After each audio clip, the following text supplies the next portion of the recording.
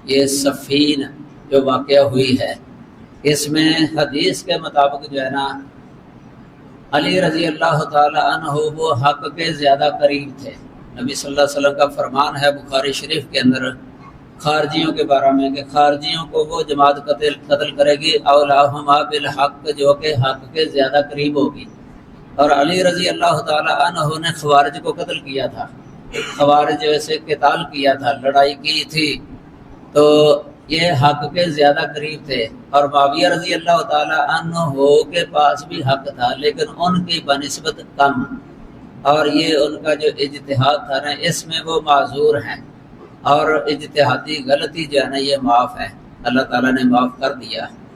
تو باقی کبیرہ اور صغیرہ گناہوں سے معصوم نہیں تھے، بل تجوز علیہم الذنوب فی الجملہ، فی الجملہ ان پر گناہوں کا جواز ہے کہ ممکن ہے گناہ ہو جائے، کیونکہ نبی تو نہیں ہے نا، صحابی ہے، تو گناہ کا ہونا ممکن ہے، بتقاضا بشریت گناہ کا ہونا ممکن ہے، ناممکن نہیں ہے۔ وہ تو فرشتے ہوتے ہیں جن سے گناہ کا ہونا ناممکن ہو، فرشتے،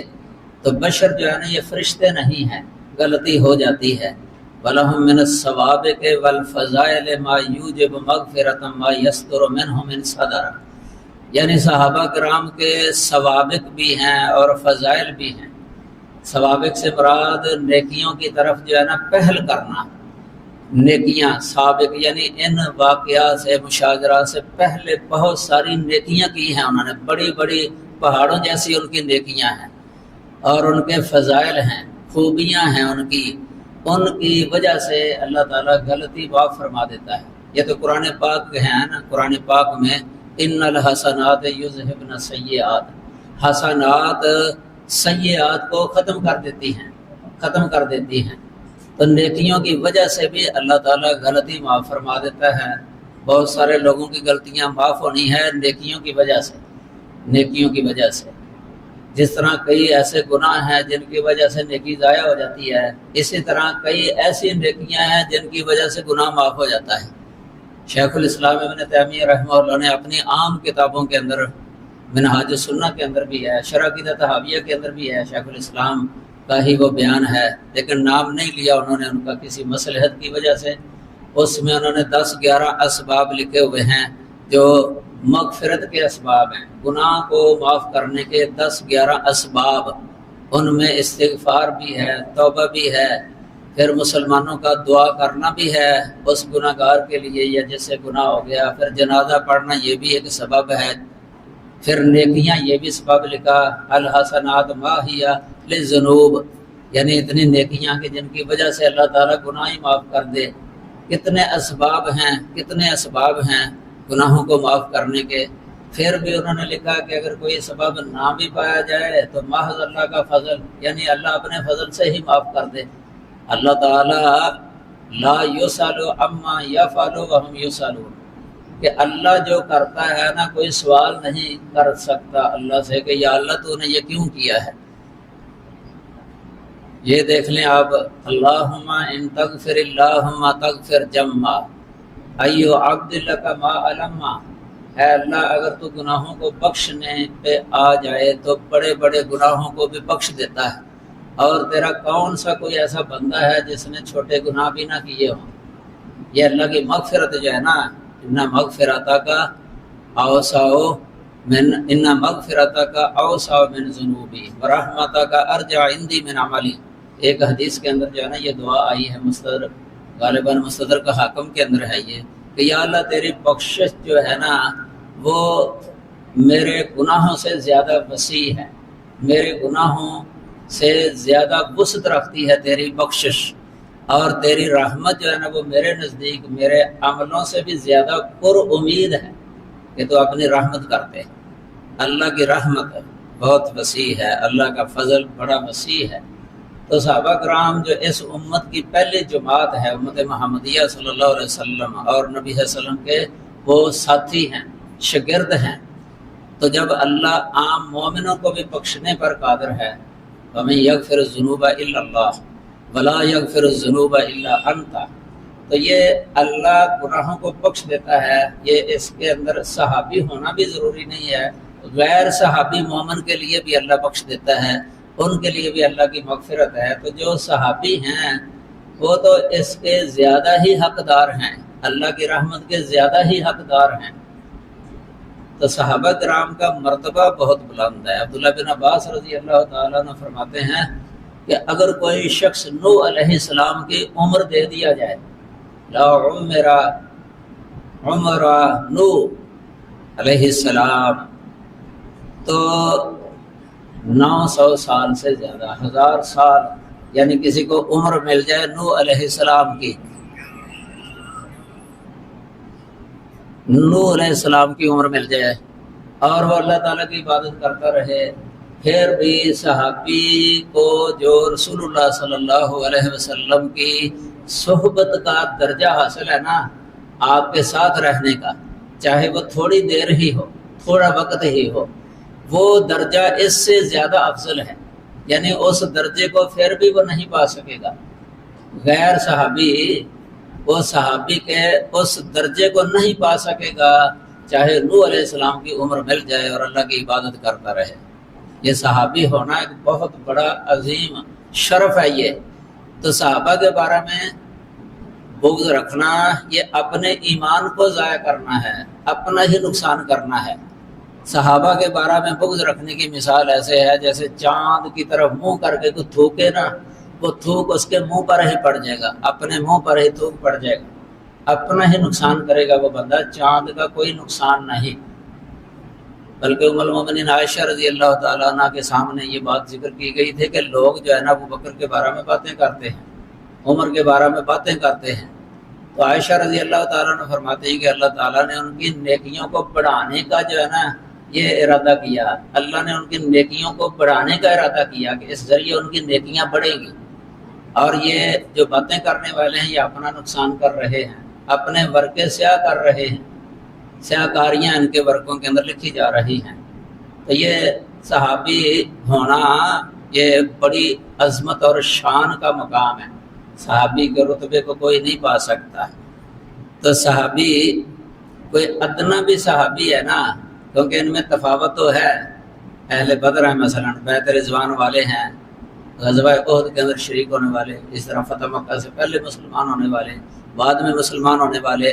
یہ لکھا ہے عقیدے کی کتابوں کے اندر۔ تو یہ مراتب ہیں، مراتب، لیکن پھر بھی جو ادنا درجے کا صحابی ہے نا، اس کے رتبے کو بھی کوئی غیر صحابی نہیں پہنچ سکتا۔ وہ بھی صحابی ہونا جو ہے نا بہت عظیم شرف ہے اس صحابی کے لیے رضی اللہ تعالیٰ عنہ۔ صحیح بخاری کے اندر ایک باب ہے صحابہ کا، یہاں مناقب بیان ہوئے نا، پہلے حدیث انہوں نے ذکر کی ہے وہاں، وہ یہ ہے کہ نبی صلی اللہ علیہ وسلم نے فرمایا کہ لوگ قتال کریں گے تو پوچھیں گے کہ کیا تم میں سے کوئی ایسا شخص ہے جو رسول اللہ صلی اللہ علیہ وسلم کا صحابی ہے؟ تو بتایا جائے گا کہ ہاں ایک شخص ہے جو نبی صلی اللہ علیہ وسلم کا صحابی ہے، اللہ تعالیٰ اس کی وجہ سے فتح دے دے گا، فتح دے دے گا۔ دیکھو کتنا مرتبہ ہے صحابی ہونے کا، کتنا مرتبہ مقام ہے صحابی ہونے کا۔ اسی سے امام بخاری رحمہ اللہ نے یہ صحابی کی تعریف نکالی ہے کہ جو نبی صلی اللہ علیہ وسلم سے ملا ہو، ملاقات ہے، ملا ہو۔ صلح حدیث کی کتابوں کے اندر بھی تعریف لکھی تھی صحابی کی، شرح نخبہ کے اندر بھی ہے۔ بعض تو یہ کہتے ہیں کہ ملا ہو یا دیکھا ہو، دیکھا ہو یا ملا ہو۔ یہ نبی نے صحابی کو داخل کرنے کے لیے یہ قید لگا دیتے ہیں ملا ہو، دیکھنے میں چونکہ وہ پھر نہیں آتا نا، اس لیے وہ کہہ دیتے لقیہ ہو اور آ ہو۔ اور ایک قید یہ ہے کہ ایمان کی حالت میں، پھر تیسری قید یہ ہے کہ ایمان پر ہی وہ اس کی وفات ہوئی ہو، مات علی الایمان ہے، ایمان پر ہی اس کی وفات ہوئی ہو،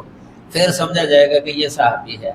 اگر ایمان پر وفات نہیں ہوئی پھر اس کو صحابی نہیں کہا جائے گا۔ اس لیے آپ صلی اللہ علیہ وسلم کو جن کافروں نے دیکھا ان کو صحابی نہیں کہا جا سکتا، یا جو منافقین ہیں عبداللہ بن ابی منافق وغیرہ، ان کو بھی صحابی نہیں کہہ سکتے۔ یہ اصول الشاشی کے اندر جو صحابہ کی تقسیم کی ہوئی ہے نا ساتھ، یہ بھی ذکر کر دیے ہیں، یہ غلطی ہے ان کی، صحیح نہیں ہے یہ منافق۔ حالانکہ منافق صحابی کی تعریف کے اندر نہیں آتا، کیونکہ اس میں ایمان کی قید ہے، قید یہ شرط نہیں پائی جاتی اس کے اندر، اس لیے اس کو صحابی نہیں کہہ سکتے۔ تو یہ صحابہ کرام کے جو ہے نا سابقات ہیں، سوابق ہیں، یعنی پہلے بہت نیکیاں کی ہیں انہوں نے، رسول اللہ صلی اللہ علیہ وسلم کے ساتھ مل کے جو ہے نا آپ کی زندگی کے اندر جہاد کیے ہیں، بڑے بڑے کارنامے ہیں ان کے، بڑی محنتیں اور مشقتیں برداشت کی ہیں انہوں نے، یہ اسلام کی نشر و اشاعت کے لیے اپنی جانیں قربان کرنے کے لیے تیار ہو گئے تھے۔ یہ ان کے سوابق ہیں اور ان کے فضائل ہیں۔ ما یوجب مغفرۃ ما یستر منہ من صدر، یعنی اگر ان سے کوئی غلطی ہوئی بھی ہے نا تو اس کی مغفرت جو ہے نا یہ ہو جاتی ہے، ان فضائل کی وجہ سے ہی بخشش ہو جاتی ہے۔ تو حتیٰ انہم یغفر لہم من السیئات ما لا یغفر لمن بعدہم، حتیٰ کہ ان کے لیے وہ گناہ بھی بخش دیے جاتے ہیں جو جتنے بعد والوں کے لیے نہیں ہے، بعد والوں کے لیے۔ وقت ثابت بقول رسول اللہ صلی اللہ علیہ وسلم انہم خیر القرون، اور یہ ثابت ہے رسول اللہ صلی اللہ علیہ وسلم سے کہ صحابہ کرام خیر القرون ہیں، خیر الناس قرنی ثم الذین یلونہم ثم الذین یلونہم، ایک روایت میں خیر امتی القرن الذی انا فیہم ثم الذین یلونہم، بخاری شریف کی روایتیں ہیں۔ اس روایت کو جو اس طرح پڑھا جاتا ہے نا خیر القرون کرنی، یہ ثابت نہیں ہے، ویسے روایت کسی بھی حدیث کی کتاب کے اندر نہیں آئی ہے خیر القرون کرنی، خیر الناس کرنی ہے یا خیر امتی کرنی، ان لفظوں سے یہ حدیث صحیح ہے۔ تو یہ پہلی کرن جو ہے نا یہ صحابہ کرام ہیں، یہ سب سے بہتر ہیں۔ ثم جو ہے نا یہ ترتیب کے لیے ہے، یعنی پھر بعد والوں کا رتبہ ہے، اس سے تابعین مراد ہے۔ ثم الذین یلونہم، پھر تبع تابعی مراد ہیں، یعنی جس طرح بعد میں نا درجہ کم ہو گیا تو سب سے اعلیٰ درجہ یہ ہیں صحابہ کرام رضوان اللہ علیہم اجمعین۔ اور یہ نص ہے، نص جب آ جائے نا اللہ کے رسول کی نص تو وہاں پھر عقل کا مقام نہیں رہ جاتا، عقل کو دخل نہیں رہ جاتا جب نص آ جائے، نص تو نص آ گئی ہے یہ۔ تو پھر وَأَنَّ الْمُدَّ مِنْ أَحَدِهِمْ إِذَا تَصَدَّقَ بِهِ كَانَ أَفْضَلَ مِنْ جَبَلِ أُحْدٍ ذَهَبًا مِّمَّنْ بَعْدَهُ، اس کا مطلب ہے کہ اگر صحابی ان میں سے کسی نے ایک مد اللہ کے راستے میں خرچ کیا ہو، ایک مد جو ہے نا یہ 9 چھٹانک کا ہوتا ہے، یعنی یہ سمجھ لیں 500 گرام اور 25 گرام، آدھا کلو اور 25 گرام کا ایک مد ہوتا ہے، صحیح قول کے مطابق اتنا کوئی خرچ کر دے صحابی اللہ کے راستے کے اندر، تو یہ بعد میں کوئی احد پہاڑ کے برابر سونا خرچ کر دے پھر بھی صحابی کے اس مد کے رتبے کو نہیں پہنچ سکتا، اس کے درجے کو نہیں پہنچ سکتا۔ دیکھ لیں کتنا شرف بخشا اللہ تعالیٰ نے صحابہ کرام کو۔ اور اس صحابی سے بھی مراد جو ہے اس جگہ پر وہ ہیں جو مہاجرین ہیں، جنہوں نے ہجرت کی ہے اور پہلے جو اسلام لے آئے تھے اور خرچ کیا انہوں نے اور اسلام کی خدمت کی انہوں نے، وہ صحابی۔ اور یہ بعد والوں کو کہا گیا ہے کیونکہ نبی صلی اللہ علیہ وسلم نے یہ خالد بن ولید رضی اللہ تعالی عنہ سے کہا تھا، اور یہ ہے عبد الرحمن بن عوف رضی اللہ تعالی عنہ کے ساتھ ان کی کوئی بات ہو گئی تھی تو کوئی لفظ بول دیا تھا انہوں نے ان کے بارے میں، اس وقت نبی صلی اللہ علیہ وسلم نے یہ فرمایا تھا۔ اب دیکھو وہ بعد والا صحابی اگر ایک احد کے پہاڑ کے برابر خرچ کرتا ہے تو پہلا صحابی ایک مد، تو اس کا رتبہ وہ نہیں پا سکتا، تو جو ویسے ہی صحابی ہی نہیں ہے وہ اگر وہ کس طرح رتبہ پا سکتا ہے، وہ تو بالاولیٰ ہی نہیں پا سکتا۔ تو یہ صحابی کا درجہ ہے یہ۔ تو پھر فرمایا ثم اذا كان قد صدر من احدهم ذنب فيكون قد تاب منه،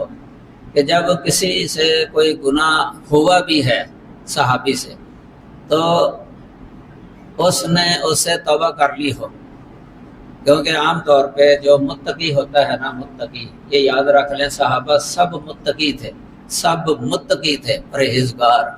تو متقی بندے سے جب کوئی گناہ ہو جاتا ہے نا وہ جلدی توبہ کر لیتا ہے، نادم ہوتا ہے، اس پر پریشان ہوتا ہے۔ صحابہ کی تو شان ہی بہت بلند تھی، اگر ان سے کوئی ہو بھی جاتا تھا نا تو فوراً اللہ تعالیٰ سے معافی مانگتے تھے، فوراً۔ یہی مطلب اس کا کہ اگر ان میں سے کسی سے کوئی ذنب واقع ہوا بھی ہے نا تو اس نے اس سے توبہ کر لی، او عطا بحسنات تمحو، یا ایسی نیکیاں کی اس نے کہ اس کے اس گناہ کو مٹا دینے والی نیکیاں کہ وہ گناہ مٹ گئے، نشان مٹ گئے۔ محو جو ہے نا یہ اس طرح مٹنا ہوتا ہے کہ نشان بھی باقی نہ رہے۔ اس طرح ایک حدیث آتی ہے اتبع السیئۃ الحسنہ تمحوھا، کہ تو کہ کوئی گناہ اگر ہو جائے نا تو اس کے بعد کوئی نیکی کر، وہ نیکی اس گناہ کے اثر کو مٹا دے گی۔ یہ علاج ہے، گناہ کا علاج ہے، یہ اس کے اثر کو ختم کرنا ہے، زائل کرنا ہے۔ جس طرح پانی کپڑے کو گندگی لگ جائے تو بندہ پانی کے ساتھ اس کی تطہیر کر دیتا ہے، ازالہ ہو جاتا ہے، پلیدی کا نجاست کا ازالہ ہو جاتا ہے، طہارت آ جاتی ہے اس کی جگہ پر۔ ایسے ہی گناہ کی جو گندگی ہوتی ہے نا، آلودگی، یہ کوئی نیکی کر لے نا تو اس نیکی کے ساتھ اس کا اثر زائل ہو جاتا ہے، یہ اس کی تطہیر ہو جاتی ہے۔ یہ مسئلہ جو ہے نا ویسے شیخ الاسلام ابن تیمیہ رحمہ اللہ کی کتاب الوصیۃ الصغریٰ، اس میں اسی حدیث پر بنیاد رکھ کے انہوں نے ایک وصیت صغریٰ لکھی ہے۔ یہ حدیث ہے اتق اللہ حیث ما کنت وخالق الناس بخلق حسن واتبع السیئۃ الحسنہ تمحوھا۔ یہ تو صحابہ کرام تو بہت جلدی کیا کرتے تھے اگر کوئی غلطی ہو جاتی۔ دیکھ لیں آپ، ایک صحابی رضی اللہ عنہ رمضان کے روزے میں بیوی کے پاس چلے گئے تو کتنے پریشان ہو گئے تھے بعد میں۔ آج کوئی اتنا پریشان ہوتا ہے؟ نہیں۔ صحابی اتنا پریشان ہوئے، جلدی جلدی آئے رسول اللہ صلی اللہ علیہ وسلم کے پاس، بھاگتے ہوئے آئے، کہہ رہے تھے ہلاک تو یا رسول اللہ، احترق تو یا رسول اللہ، اے اللہ کے رسول میں تو ہلاک ہو گیا، میں جل گیا۔ یعنی اس گناہ کو وہ ایسے محسوس کر رہے تھے جس طرح ہلاکت ہے اور بدن کو آگ لگ گئی ہو، جس طرح اس طرح محسوس کر رہے تھے کہ میرے بدن کو آگ ہی لگ گئی ہے۔ یہ ہے تقویٰ، یعنی متقی ہونا، کیونکہ متقی جو ہوتا ہے نا وہ کسی بھی گناہ کو بہت بڑا سمجھتا ہے، چھوٹا بھی ہونا تو اس کو بڑا سمجھے گا۔ جس طرح انس رضی اللہ تعالیٰ عنہ فرماتے ہیں کہ تم جن گناہوں کو محقرات میں سے سمجھتے ہو نا، محقرات میں سے، ہم اسے ایک پہاڑ کی طرح سمجھتے تھے کہ ہم پر پہاڑ ہی نہ گر جائے، پہاڑ کی طرح۔ تم ان کو محقرات میں سے سمجھتے کہ حقیر ہے، معمولی ہے۔ اور منافق کی یہ نشانی ہوتی ہے کہ وہ بڑا گناہ بھی کر لے تو اس کو معمولی سمجھتا ہے۔ یہ عبداللہ بن مسعود رضی اللہ تعالیٰ عنہ کا قول ہے بخاری کے اندر، وہ ایسے سمجھتا ہے جس طرح ناک سے مکھی اڑا دی ہو، ناک پہ مکھی بیٹھی ہوئی اڑا دی، اس طرح سمجھتا ہے، معمولی۔ اور مومن جانا اپنے گناہ کو اس طرح سمجھتا ہے جس طرح پہاڑ اوپر گر رہا۔ تو صحابہ کی یہی شان تھی، اس لیے اس نے کہا کہ اللہ کے رسول میں تو جل گیا، میں تو ہلاک ہو گیا۔ فرمایا ما اہلکک وما احرقک، واقعہ بخاری کے اندر آپ نے پڑھا ہی ہے، کفارے کا حکم دیا تھا آپ نے اس کو۔ تو یہ اس سے پتہ چلتا ہے کہ صحابی کتنا محسوس کرتا تھا اگر غلطی ہو گئی، کتنا محسوس کرتا تھا۔ تو یہ صحابہ کی شان ہے، شان۔ اس لیے شیخ صاحب نے لکھا ہے کہ انہوں نے اس سے توبہ کر لی، یا ایسی نیکیاں کی جن نیکیوں کی وجہ سے ان کے گناہ مٹ گئے، ان نیکیوں نے اس کے گناہ کو مٹا دیا۔ او غفر لہ بفضل سابقتہ، یا غفر لہ بفضل سابقتہ، یا تو اس کے پہلے جو نیکیاں ہیں، پہلے بڑی نیکیاں، ان نیکیوں کی وجہ سے وہ بخش دیا گیا، اللہ نے بخش دیا۔ او بشفاعت محمد صلی اللہ علیہ وسلم، یا محمد صلی اللہ علیہ وسلم کی سفارش کی وجہ سے بخش دیا جائے گا۔ الذی ہم احق الناس بشفاعتہ، یہ صحابہ کرام تو آپ صلی اللہ علیہ وسلم کی سفارش کے سب سے زیادہ حقدار ہیں۔ آپ صلی اللہ علیہ وسلم کی سفارش کے سب سے زیادہ حقدار صحابہ کرام ہیں۔ حتیٰ کہ آپ نے یہاں تک فرمایا ہے انما شفاعتی لأہل الکبائر من امتی، صحیح حدیث ہے کہ میری سفارش جو ہے نا میری امت میں سے جو اہل کبائر ہے نا ان کے لیے ہے، جو کبیرہ گناہ جن کے ہیں، صغیرہ گناہوں کی وجہ سے عذاب نہیں ہے۔ یہ صغیرہ گناہ نیکیوں کی وجہ سے معاف کر دیتا ہے اللہ تعالیٰ، نیکیوں کی وجہ سے کفارہ بن جاتے ہیں۔ کبیرہ کے لیے توبہ ہوتی ہے، توبہ اگر نہیں کی اسی طرح فوت ہو گیا، اب خارجی تو کہتے تھے یہ کافر ہو گیا، لیکن اہل سنہ کا یہ موقف نہیں ہے کیونکہ بخشش کے اسباب ہیں متعدد، جس طرح ابھی میں نے بتایا 10-11 اسباب ہیں، کوئی نہ کوئی سبب جو ہے نا وہ پایا جائے گا تو اللہ تعالیٰ معاف فرما دے گا۔ تو اللہ کی رحمت بڑی وسیع ہے۔